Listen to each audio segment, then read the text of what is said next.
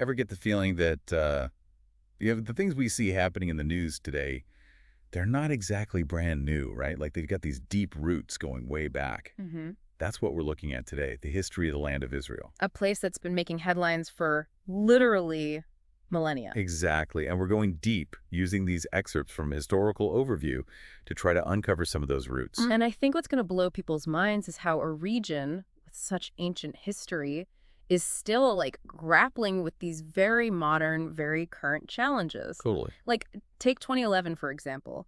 Israel saw its largest social protest ever. Wow. 400,000 people taking to the streets, protesting the rising cost of living. It shows that even a place so, I don't know, steeped in the past, it's still constantly being shaped by what's happening right now, you know? It's wild. It's like those protests were almost like echoing tensions that have been brewing for centuries, right? Yeah. So to understand the present, I guess we got to rewind. All the way back. All the way back to the beginning. Let's go back to prehistory. Before written records even existed, before empires, what was happening in the land of Israel way back then? Well, it's easy to just imagine this era as nomadic tribes just kind of wandering around. Right. But it was more complex than that. Around 15,000 to 11,500 years ago, you have the Natufian culture. And they represent like a pivotal step towards settled life, towards early farming. Okay. This shift to agriculture, that had massive implications because it paved the way for more complex societies to develop, eventually leading to empires. It's amazing how these like early developments just ripple through history. So we're moving through prehistory and things really start to heat up as we enter the Bronze and Iron Ages. Absolutely. This is when we start to see the rise of kingdoms and empires in the region. Right. You get the Battle of Megiddo, for instance, around 1457 BCE. Pharaoh Thutmose III leading the Egyptians against this coalition of Canaanite forces. It wasn't just a battle, it was a pivotal moment that solidified Egyptian dominance in the region. Wow. Yeah. And this period, it roughly lines up with what a lot of people consider like biblical times. Yeah. It makes you wonder if those stories, those myths, if they hold like reflections of these very real power struggles that were happening. It's fascinating. And speaking of events from that era, no deep dive into the Bronze and Iron Ages would be complete without mentioning the mystery of the 10 lost tribes of Israel. Okay, now we're getting into legendary territory. Remind me about those lost tribes. So in the 8th century BCE, the Assyrian Empire, they're expanding. They conquer the northern kingdom of Israel, and they deported a large portion of the population who then basically vanish from the historical record. What? Yeah. These deportees become known as the 10 lost tribes. And their fate, still debated today. That's like a historical cold case. Seems like this whole period is just constant upheaval. With empires like constantly rising and falling, leaving their mark on the region. So what were some of those lasting impacts from all these different groups? Well, it really set the stage for centuries of empires, all vying for control, each one leaving behind their own cultural and political imprint. So following the Assyrians, the Babylonians, you've got the Persians who take over, ushering in the Persian period. And it's during this time that we get this like fascinating glimpse into daily life thanks to a really unique discovery in Egypt. Oh, I always love when we get those like personal peeks into the past. So what was discovered? So picture this. Elephantine Island in Egypt, right? Home to a Jewish military garrison stationed there by the Persians. Okay. Now, fast forward to the early 20th century, archaeologists uncovered this treasure trove of documents, the Elephantine papyri. Oh, wow. And these papyri, they give us these incredible details about life in this community. What? They even have a Passover papyrus that outlines how to conduct the Passover feast. That's incredible. A true time capsule. Yeah. But the story doesn't end with the Persians, does it? Yeah. There's got to be someone else waiting to enter the scene. Oh, absolutely. Alexander the Great. And his conquering armies brought the land of Israel under Greek control. That's the start of the Hellenistic period. Right. And while Alexander himself didn't stick around long, his conquest had a long-lasting impact. He introduced Greek culture, which influenced the region for centuries. This is what I always find so fascinating. These clashes of cultures where you get this fusion of different traditions. It feels like that's a theme that we're going to see over and over again in this region's history. Oh, absolutely. And that cultural clash, it's never more apparent than when you look at the Maccabean Revolt. Remember, after Alexander, the Seleucid Empire, they took control of Judea. And they tried to impose Hellenistic culture. They even outlawed Jewish practices. Right. That's what leads to the rebellion. This is it, the Maccabean revolt. This is where we get the story of Hanukkah, right? Exactly. Judas Maccabeus and his family, the Hasmoneans, they led this revolt against the Seleucids and their attempts to erase Jewish culture. Their victory and the rededication of the temple in Jerusalem is what's celebrated every year during Hanukkah. Wow. So a holiday that people are celebrating today finds its roots in this fight for religious freedom centuries ago. It's powerful. Yeah. But if I'm remembering correctly, the Hasmoneans weren't in power for very long, were they? No, you're right. They represent a brief period of Jewish independence. The Hasmonean kingdom, it was weakened by internal conflicts, and it eventually fell under the control of yet another rising power, the Roman Empire. Which brings us to, talk about a turning point. This is major.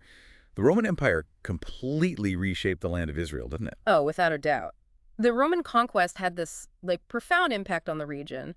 Judea, it became a Roman province, so it experienced, a period of stability. Okay. But under the surface, tensions were definitely simmering. Tensions that I'm guessing don't stay simmering for very long. No, not at all. In the 1st century CE, Jewish resentment towards Roman rule boils over, and it leads to a major revolt. Yeah. And it ends tragically with the destruction of the Second Temple in Jerusalem in 70 CE. This is such a pivotal event in Jewish history.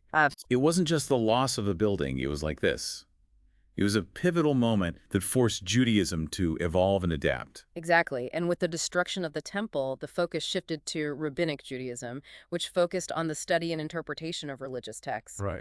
But the conflict with Rome, that wasn't over just yet. This brings us to the Bar Kokhba revolt. This, final desperate fight against Roman rule. Exactly. The Bar Kokhba revolt, it began in 132 CE, and it was brutally crushed by the Romans. It led to widespread devastation and a major demographic shift in the region. Wow. The Romans, they wanted to reduce Jewish influence, so you had the deaths, the exile, and enslavement of many Jews. The Bar Kokhba revolt feels like an end and a beginning at the same time.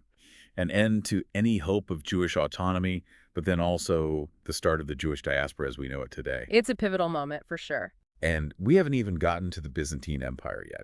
This period is just, extremely eventful is maybe the technical term. To say the least. And after the Romans, the land of Israel sees even more empires and religions all fighting for control. Right. The Byzantine Empire, a Christian empire. Exactly. It completely changes the dynamics of the region again. So we're back, and the land of Israel is now under the rule of the Byzantine Empire. It's a whole new ballgame. Right, which is quite a shift from the polytheistic Romans to, a full-on Christian empire. It was dramatic. The Byzantine Empire, centered in Constantinople, they brought with them this entirely different set of cultural and religious, influences. Yeah. And Christianity, it became the dominant faith, basically shaping the region's identity for, centuries. Yeah. So with this new, religious landscape, what was happening to the Jewish communities still living there? They were definitely still around. Okay. Not the majority anymore, but Jewish communities continued to exist under Byzantine rule, but they faced new challenges, new restrictions as a religious minority. Yeah, of course. Which makes sense, right? Right. This period, this is when you get the rise of Christian pilgrimage to holy sites in the region. That's right. They were building churches and monasteries and everything. Yeah.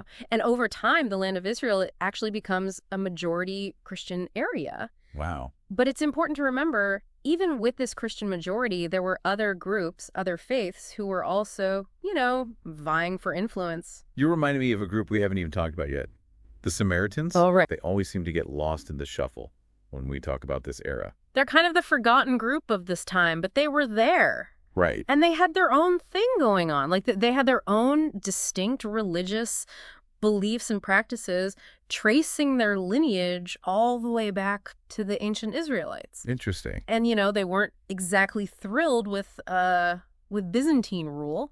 I can imagine. In fact, they even launched a series of revolts in the 5th and 6th centuries. It does seem like whenever an empire starts to weaken, that's when you see the people who were unhappy with the rulers. They see an opportunity. Oh, absolutely. It's the oldest story in the book, right? This pattern of empire weakens, people revolt. It's classic. It really is. And these Samaritan revolts, even though they ultimately failed, they show us these underlying tensions, this desire for autonomy that was bubbling under the surface of the Byzantine Empire. Wow.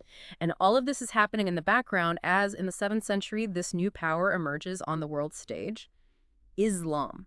I mean, talk about a seismic shift. Huge. The Byzantine Empire, it's already weakened from its own internal struggles, external pressures. Right. And then, bam, the Islamic conquest of the Levant just sweeps through the region. So fast. Super fast. By 636 CE, Jerusalem falls to the Rashidun Caliphate, which marks the beginning of this new era of Islamic rule in the land of Israel. So we've seen all these empires, all this change. Constant change. What was different, or I guess what stands out about this shift from the Byzantines to Islamic rule? Well, it's interesting because even though the ruling power completely changes, you still have these threads of continuity. What do you mean? So, for example, the early Islamic rulers, they understood that Jerusalem was super important to Jews and Christians. Okay. So they allowed for freedom of worship. Oh, wow. Yeah, you don't always see that, when a new group takes over. That's true.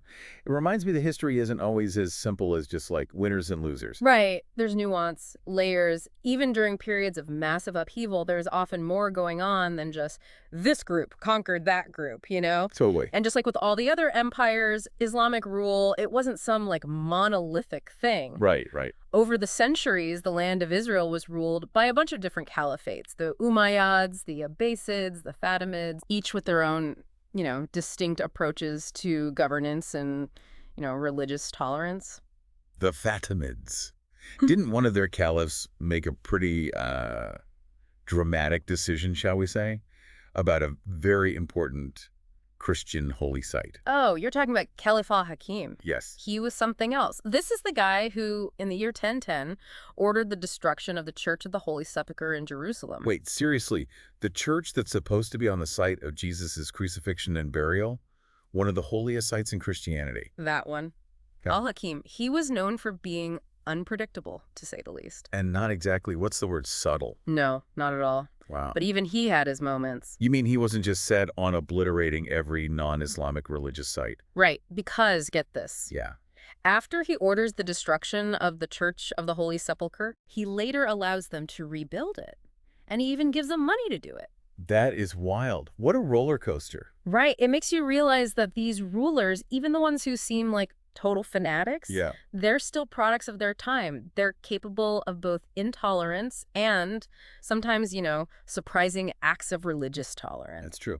So while all this is happening, what's life like for the Jewish communities during this early Islamic period? They're still there. They were always a minority under Islamic rule. Okay. And yeah, they had some restrictions, but for the most part, they were allowed to, practice their religion, maintain their cultural traditions. It really drives home the point that history is so rarely just one group totally replacing another. It's messy. It's complicated. There's always this back and forth. This constant interplay of cultures and religions. Exactly. Each group leaving their own mark. And just like we saw with Rabbinic Judaism after the destruction of the Second Temple, it's like Jewish life and thought just kept adapting and evolving during this period. Adaptation. That's the key word. It really is. And speaking of adapting to new rulers, oh boy, I think we're about to enter a period that, let's be honest, needs no introduction. Here we go. Listener, get ready for the Crusades. The Crusades. It's the late 11th century, and all of a sudden you have all these European Christians coming to the land of Israel with this goal of taking it back from Muslim control. It's just wild to me that this one relatively small region, I mean, we've already seen it, but it just keeps attracting these massive world-changing historical events. It's true. This land, it's like a magnet for major historical drama. And the Crusades, they led to the establishment of the Kingdom of Jerusalem, which lasted for almost 100 years. A whole Crusader state. Yeah. But like so many kingdoms before it, it wasn't meant to last, was it? Not even a little bit. The Kingdom of Jerusalem was constantly under threat, surrounded by all these Muslim powers who wanted to take back control. So it was just constant fighting. Pretty much. Okay. But there were some figures, even during this, very intense time, who managed to kind of rise above all the brutality. Who are we talking about? So on the Muslim side, you've got Saladin. Saladin. Yeah, he's famous for capturing Jerusalem from the Crusaders in 1187. Right, right. But he was also known for, actually being a pretty chivalrous dude. Oh, really? And surprisingly, his willingness to be, at least somewhat tolerant of his enemies. It's so interesting how even in these times of, crazy conflict, you still see these flashes of, humanity and diplomacy. Yeah, it's hopeful in a way, right? Even then, people were trying... For example, you have the Treaty of Jaffa, signed in 1192 by Saladin and Richard the Lionheart. Okay. And it allowed for Christian pilgrimages to Jerusalem to continue. Oh, wow. Even though the city was under Muslim control at that point. So they found some common ground. They did. But even so, the Crusader states, they eventually crumble, and the land of Israel, it comes under the control of the Mamluks. The Mamluks. Remind me who they are again. Right. So the Mamluks, they were this powerful dynasty ruling from Egypt. Okay. But their reign, it was relatively short-lived because there's a new empire on the rise. I know, right? Get ready, because it's the Ottoman Empire. And the Ottomans. Now, they weren't messing around, were they? No, they were not. They were a force to be reckoned with. We're back, and it's the 19th century, and things are changing. Big time. Yeah. It feels like after centuries under Ottoman rule, the land of Israel, it's becoming this, focal point again. Totally. It's all these global forces, all these different aspirations, they're converging on this one place. You've got the rise of nationalism, empires are starting to decline, and right in the middle of it all, this movement starts to take root. That's going to, completely change everything. Zionism. Okay, so Zionism, we hear that word a lot. But can we break it down?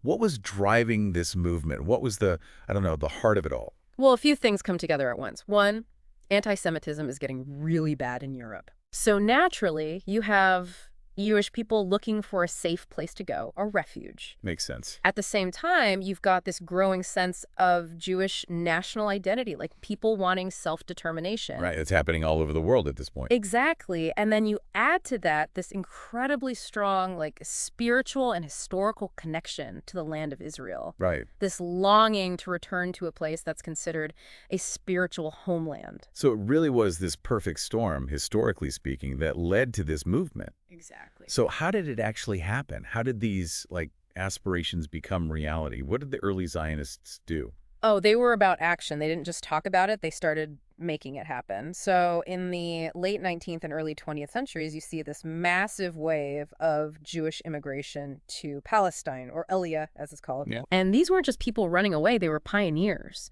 They were establishing these agricultural communities, building new cities like Tel Aviv. Wow. They even started using Hebrew as a spoken language again. Like reviving a whole language. Yes. It was incredible. But this is all still under Ottoman rule. Right. So how are the Ottomans feeling about all of this? To be honest, by this point, the Ottomans are, not what they used to be. They're on the decline. They're trying to hold on to this massive empire, but it's slipping away. Right. So they're looking at all these Jewish immigrants, and it's this mix of suspicion and, I guess, pragmatism. How so? Well, on the one hand, they don't want to see a nationalist movement growing within their empire. Yeah, that's never good if you're trying to hold on to power. Right. But at the same time, these Jewish communities were contributing to the economy, to society. So they couldn't really crack down too hard. Exactly. They had to walk this fine line. So very tense situation all around. Yeah. And then, as if things weren't complicated enough, World War I breaks out. Oh, boy. And it changes everything. Of course. The Ottoman Empire sides with Germany, Austria-Hungary. Right. And when they lose, the whole empire is dismantled. Wow. The land of Israel, along with a bunch of other territories, they become a British mandate. Okay, and this is where we see that really important document, the Balfour Declaration. Oh, absolutely. The Balfour Declaration. That was huge. Remind us what it was again. So in 1917, the British government, they issue this declaration, and it basically says that they support the establishment of a national home for the Jewish people in Palestine. Which, on the surface, sounds like a huge win for the Zionists. It did. But as we've seen throughout this entire deep dive, things are never that simple, are they? Never. And the Balfour Declaration, it was no different. Because it also said that the rights of the existing non-Jewish communities in Palestine had to be protected. Oh, so you've got two groups, both with legitimate claims to the land. And both wanting a nation of their own. Setting the stage for I mean, for a lot of conflict. Unfortunately. And then if that wasn't enough, you have the Holocaust. Right, this unimaginable tragedy that just, it changes everything. The systematic murder of 6 million Jews by the Nazis. It's impossible to overstate the impact of that event on the course of history. Yeah. Suddenly, the need for a Jewish homeland, it becomes that much more urgent. And after World War II, you see even more Jewish immigration to Palestine. So now you've got all these refugees, plus the existing tensions between Jewish and Arab communities. I mean, it's putting incredible pressure on the British, isn't it? They were in a tough spot. The British mandate, it was just not sustainable anymore. So what did they do? Well, they realized they can't fix this, so they handed off to the newly formed United Nations in 1947. Passing the buck to the UN. I love it. Right. And that's where we get the UN Partition Plan. Okay, the UN Partition Plan. Refresh our memory. So the UN, they propose splitting the land into 2 states, one for the Jews and one for the Arabs. Which, on paper, sounds like it might work. You'd think, right. But the Jewish leadership, they accept the plan, but the Arab leadership rejects it completely. So even the UN, with this whole mission of global cooperation, even they couldn't figure out a solution. Nope. The divide was just too wide. So what happens next? Well, almost immediately after the UN Partition Plan, civil war breaks out. Oh, wow. The region is plunged back into violence. It just keeps happening. It's tragic, really, this cycle of violence. And then, on May 14th, 1948, the British mandate, it officially ends. And David Ben-Gurion, he makes a declaration, the State of Israel is born. It's a momentous occasion. Hugely important. But also, I mean, we have to acknowledge it comes at a terrible cost. We do, because that declaration, it sets off the 1948 Arab-Israeli War. Right. You have all these neighboring Arab states, Egypt, Jordan, Syria, Lebanon, Iraq. They all invade Israel. Wow. And in the end, Israel wins, but not without huge consequences for the Palestinian people. This is the Nakba, right? The Palestinian catastrophe. Right. It led to hundreds of thousands of Palestinians being displaced from their homes. A tragedy that, I mean, still affects the region today. Absolutely. The effects are still felt very deeply. So we've gone from ancient empires to the birth of a modern nation. We've seen conquest, we've seen moments of coexistence, and of course we've seen a lot of conflict. What are some of the, I don't know, some of the key things you hope our listener will take away from this whole deep dive? I think the biggest takeaway is that the story isn't over. The history of the land of Israel, it's like this tapestry, you know, with all these different threads, these empires and religions and ideologies all woven together in this one small piece of land. It's true. And those threads, they're still being woven today. Exactly. This story is still being written as we speak. It's been quite a journey. Listener, thanks for sticking with us on this deep dive into the history of the land of Israel. It's a history as complex and honestly as fascinating as the region itself. We'll see you next time.